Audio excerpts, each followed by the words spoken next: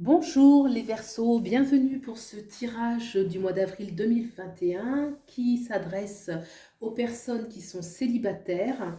Donc on va regarder ce qui se passe un petit peu pour vous. Donc les cartes à gauche vont nous parler de vos énergies vis-à-vis de votre relation sentimentale. On va regarder dans cette carte au-dessus le point de bascule pour aller vers les nouvelles énergies ici à droite qui vont, elles, nous parler des énergies qui vont permettre de concrétiser une relation sentimentale. Ensuite, j'ai interrogé les oracles. Donc ici, l'oracle des portes du féminin et ici, les chakras du cœur. Donc il y en a deux qui sont sortis, j'ai pris les deux. Là aussi, il y en a deux qui sont sortis, donc j'ai pris les deux. Et puis voilà, c'est des indications supplémentaires sur la situation pour avoir un éclairage, un avis, un conseil. Voilà.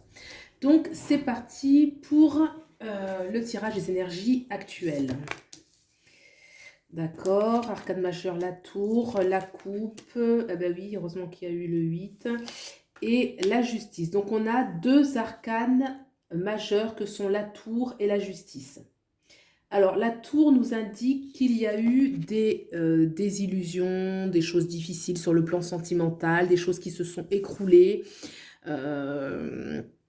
Voilà, ça n'a pas tourné comme on le voulait, ou alors si, hein, si on voulait la fin de quelque chose. En tout cas, la tour, c'est qu'il y a eu des épreuves. Il y a eu des épreuves dans le domaine sentimental. On peut être sorti aussi d'une relation qui était la tour. Ça peut aussi annoncer la fin d'une relation qui était stable. Hein, la tour est stable, hein, donc ça peut être une relation où on a passé des années, où hein, on a quand même la justice qui encadre la tour et la justice. Donc on peut sortir pour certains d'une relation qui a duré longtemps, qui a nécessité peut-être certaines interventions voilà, de la justice. Il y a eu des cas de séparation officielle comme des divorces. En tout cas, voilà, il y a une notion quand même de désillusion qui va avec, de fin d'une stabilité. Voilà. On a ensuite l'as de coupe. Alors, on a pu ou on peut encore, on s'est senti peut-être l'as de coupe, regardez, c'est une énergie qui nous parle d'amour, d'intensité, de capacité d'aimer. On voit la main qui porte la coupe vraiment avec, je sais pas, avec amour hein, quelque part. Elle la porte pleinement. On a la colombe qui est au-dessus, donc il y a une notion de grâce, de beauté relationnelle. Et on a juste en dessous le 8 d'épée qui est une carte qui parle qu'on est enfermé en fait. Hein, clairement, on est ligoté, le personnage est ligoté parce qu'on se sent intérieurement et même objectivement enfermé. Donc, est-ce que c'est ce que vous vivez actuellement?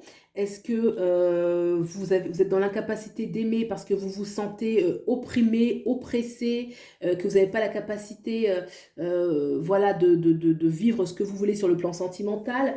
Est-ce que c'était en relation avec votre ancienne relation qui là s'est effondrée, où vous vous sentiez peut-être étouffé, hein, la relation qui vous étouffait?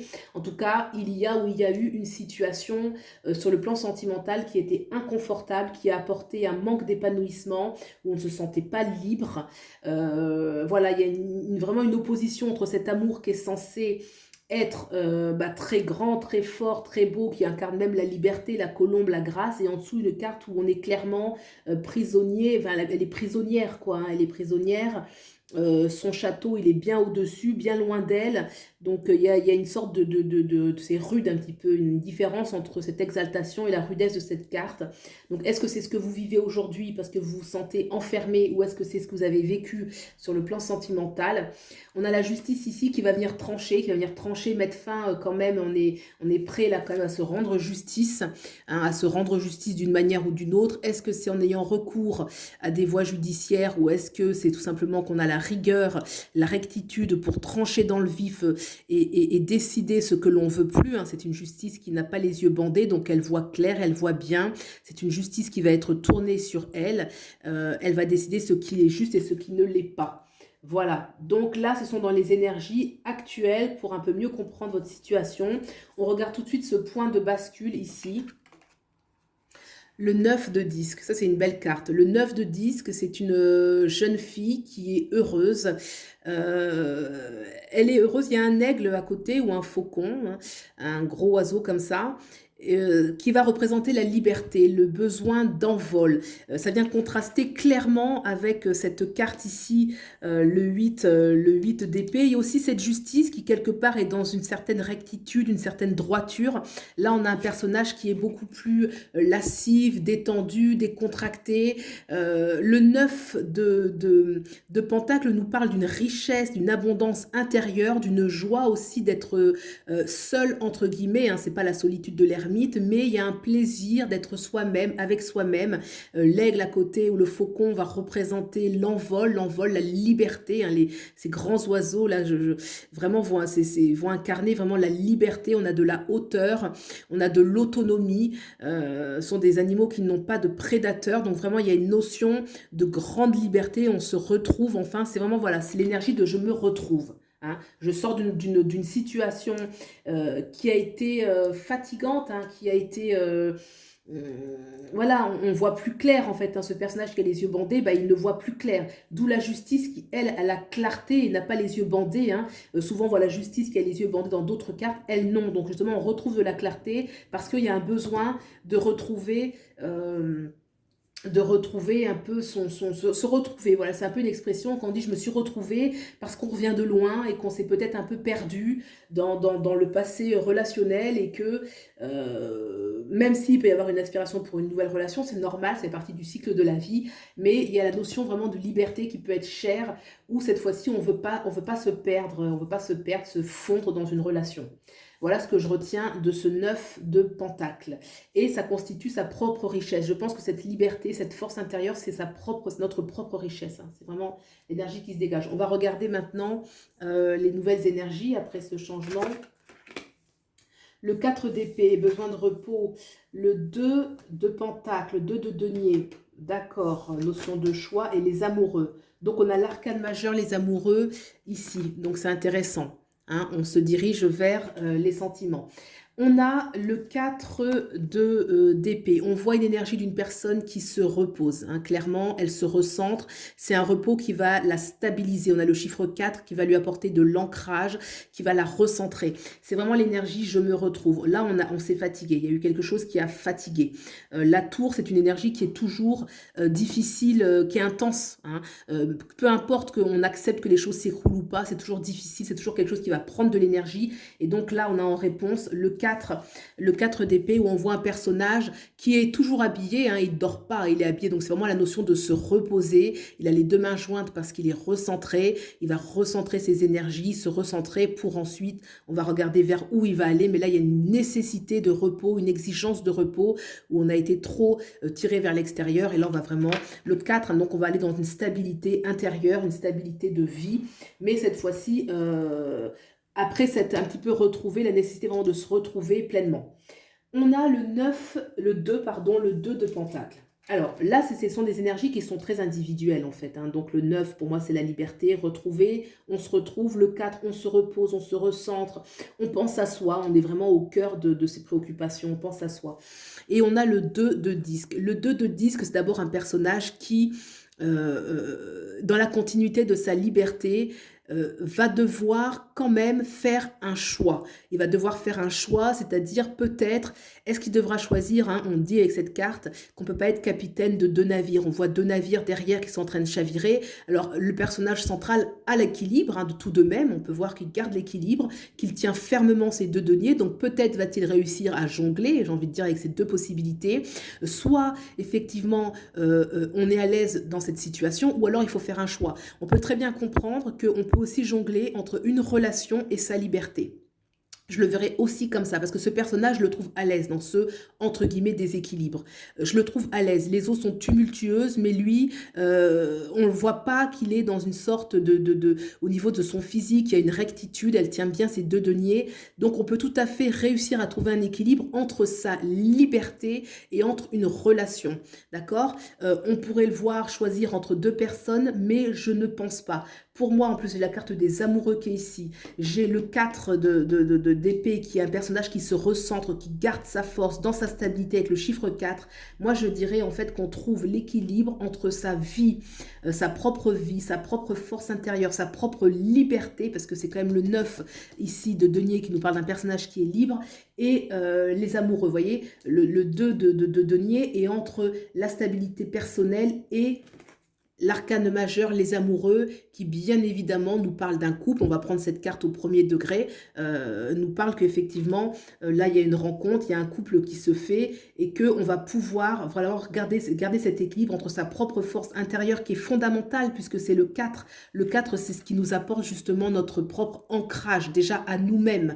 Hein, c'est notre propre, c'est les 4 pieds d'une chaise, les 4 directions, donc c'est notre propre stabilité. Et cette solitude, ce recentrage, il est fondamental. Donc je pense que c'est comme ça que je lirai cette carte dans, voilà, dans ce contexte, je vais dire. Voilà, donc on va regarder tout de suite les oracles, donc les portes du féminin. Quel est le message de cet oracle? La princesse rêveuse.